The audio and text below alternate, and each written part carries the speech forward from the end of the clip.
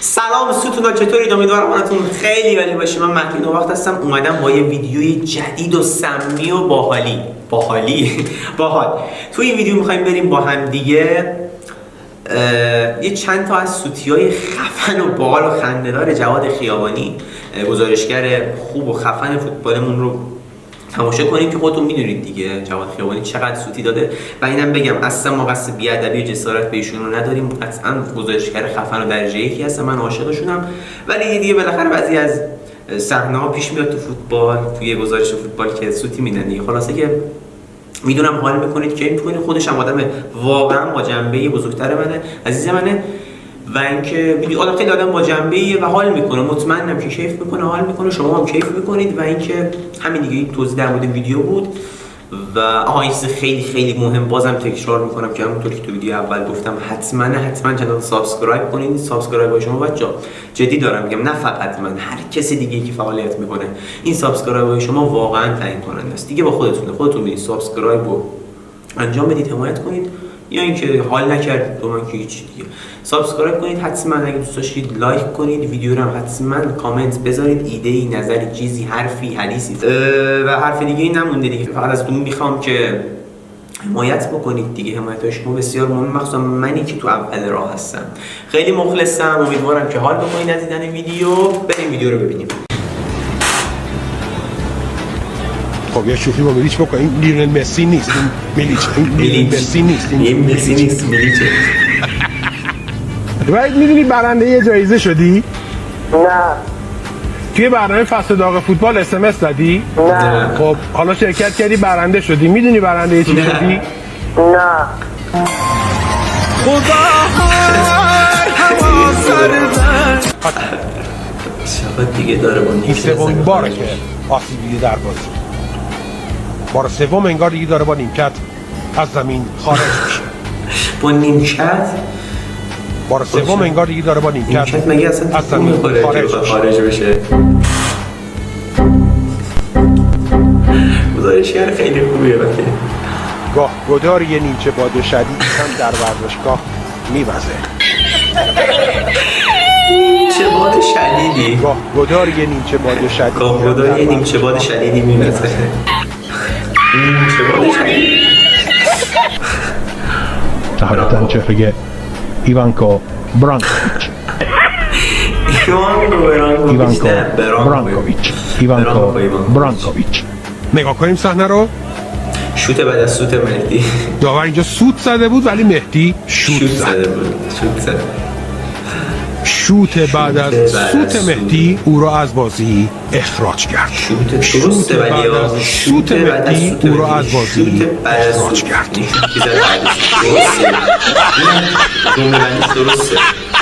من یه مربی آرژانتینی داشتم، گفتم که دیگو میخوام به دیماریا آرژانتینی بهش بگم که اسپانیایی دیگه در واقع. حالا زبان اسپانیایی سخت بود. گفتم که میخوام بگم پیرنت من بده. یه هفته تمام داشتم تمرین می‌کردم که اینو بهش خیلی سخت می‌زدم. هلو دیماریا، پیرنت بده به من. هلو دیماریا، پیرنت بده به من.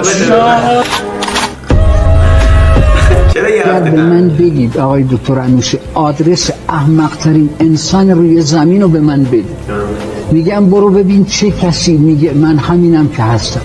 من خودمم، من اینم، همین هستم که هستم. تو غلط میکنی همین. اگه دوست داری برو. باید تغییر. اما تیم پرسپولیس به عنوان میزبان این مسابقه بوژیدار رادوشویچ رو به عنوان دروازه‌بان در ترکیب داره. مسیحا بازی رو پرتاب خواهند، توپو پرتاب خواهند. سوفیانی بازی رو دوباره شروع کرد. فرصت برای یاران مصر هست. جلال میاد تا در دفاع حمله شروع کنه، در واقع دفاع خودش رو. به روی دروازه فرصت هست و توپ بیرون رفته. معذرت میخوام، در اختیار دروازه‌بان قرار گرفت. در اختیار بوژیدار رادوشویچ.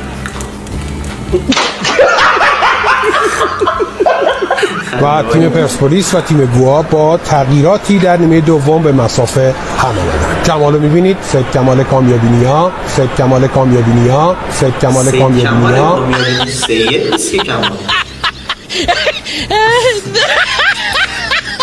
ببینیم شهریار تو این بازی چه خواهد کرد. گل زدن برای او و عیسی مثل لیوان آب خوردنه. امیدواریم امشب زیاد آب بخورن و زیاد گل بزنن. یه سوال یه اسمی فقط یه اسم جواب. دربی بازترین دربی باز دربی کی بوده؟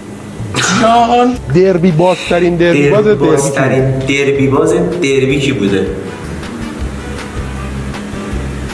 دربی بازترین دربی باز دربی کی بوده؟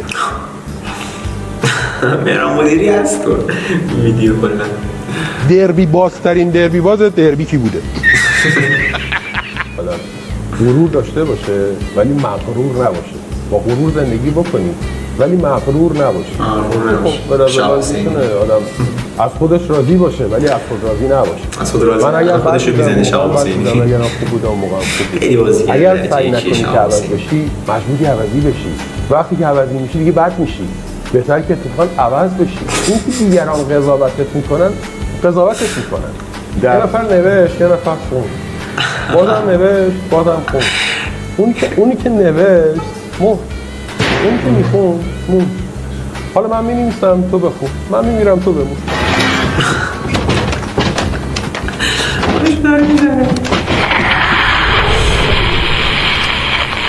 من یه خبر دقیق هم بدن که ببینیم الرایان با الهلال زباهن هم 3-0 برده. آفرین بچه‌های زباهن.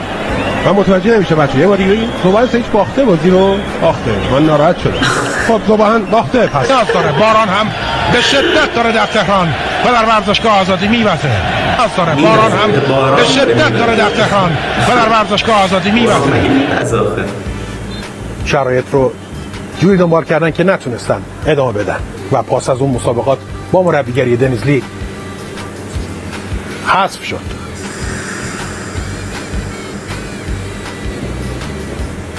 موقعیت برای یاران القرافه یه فرصت و حالا نه معذرت بخوام این اصلا گلیه که تیم پرسپولیس در ابتدای بازی زد.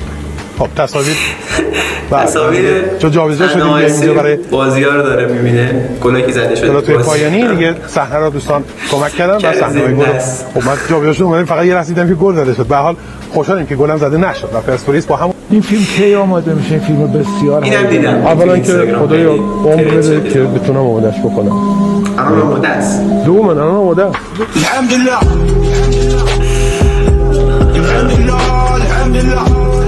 بعدی هم از 51968 تا 103935 از 51000 تا 103000. تبریز در سال 2018 به عنوان پایتخت فرهنگی جهان اسلام معرفی شده و این خیلی میتونه کمک بکنه به وضعیت توریست، وضعیت گردشگری در کشور. امیدوارم که تبریز 2018 زبانزد همه هموطنان ما باشه چون برای ایران خوبه این وضعیت 2018. قربان از 51000 به بالا باید بفرمایید.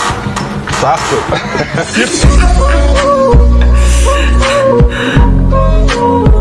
هنوزم دیر نشده. 7 دقیقه در فوتسال خودش در 15 دقیقه وقته. دانشگر به بازی میاد و نادری به بازی میره. دفاع استقلال حالا 3 نفره میشه. دانشگر به بازی میاد و نادری به بازی میره. دفاع استقلال حالا 3 نفره میشه. یه گلر به نام ابراهیم سیچ جلوی اونها وایستاده. بازی 1-0. گلر تیم بوسنی سیچه. ابراهیم سیچ. ببینیم شهریار تو این بازی چه خواهد کرد. گل زدن برای او و عیسی مثل لیوان آب خوردنه. امیدواریم امشب زیاد آب بخورن و زیاد گل بزنن.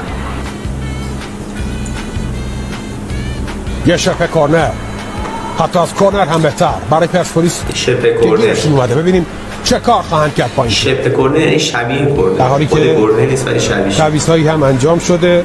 اینم دیدیم سید کمال کامیابی‌نیا. سید کمال کامیابی‌نیا دیگه به درد نمیخوره این دنیا. خدا بس دیگه ما خسته شدیم.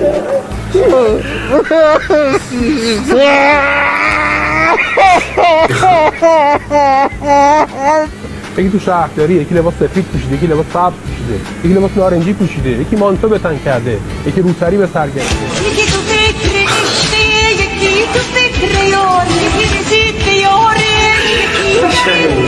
خب دوستان اینم از این ویدیو. امیدوارم که از دیدن ویدیو لذت کافی رو ببرید. دیگه داریم میرسیم به آخر ویدیو.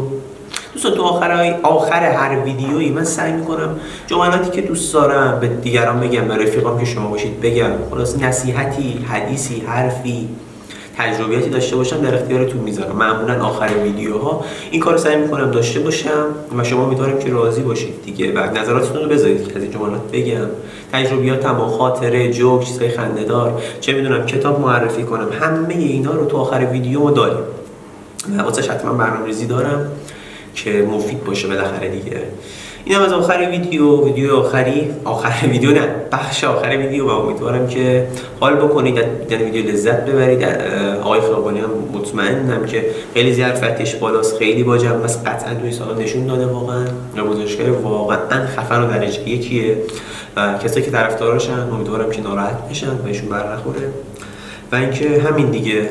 مرسی از اینکه ویدیو رو تماشا کردید. بازم مثل بخش اولی ویدیو ازتون میخوام که حتما ویدیو رو لایک کنید و کامنت بذارید. مرسی از اینکه ویدیو رو تماشا کردید. دیگه میخوام ویدیو رو تمومش کنم، طولانی میشه.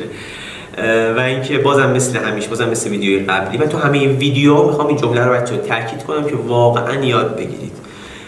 و اینکه جمله هم اینه که حتما اگه میخواید موفق بشید، اگه میخواید به اون سطح بالایی از زندگی برسید، چه لحاظ اقتصادی است، چه از هر لحاظی، هر هدفی که دارید، آرزویی که دارید، مطمئن باشید تنها فقط با رضایت پدر مادرتون سعی کنید. اگه میخواید موفق بشید نوکری پدر مادرتون رو کنید. همین. مرسی از اینکه ویدیو رو تماشا کردید. چاکرم. خداحافظ.